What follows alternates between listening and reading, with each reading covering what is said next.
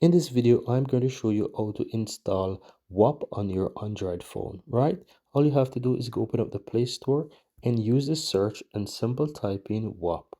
Once you do that, go ahead and hit search. You'll find the Whop application, click on it, and you can click and install right there. It's going to quickly download and install the application for you. And once it is finished install, you'll be able to open up the application.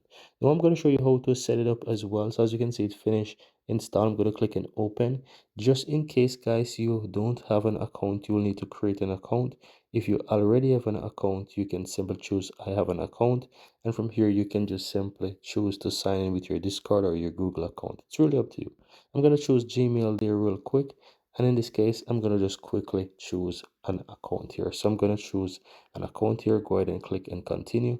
Now from here guys, you want to go ahead and basically create your WAP and whatever. So if you don't have any experience with it, then you want to go ahead and start to learn about WAP here. Now once you sign in guys, you won't see anything. You will need to click something and you'll see that it recommends that you need to verify your account. So that you need to see whatever, you can go ahead and check your email. Once you check your email, you will find the code. Go ahead and copy that code that you get there from your email. Go back to WAP, go ahead and paste that number in.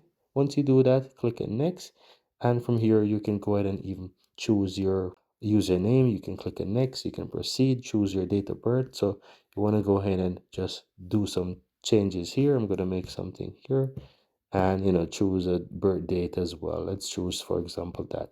Click and next. Here you can set a photo, but in this case I'm going to just choose one of these. I'm going to choose that for example, then click and save.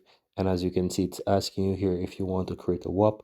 You don't have to create a WAP immediately. You can choose not interested and proceed, and you'll be taken right into WAP.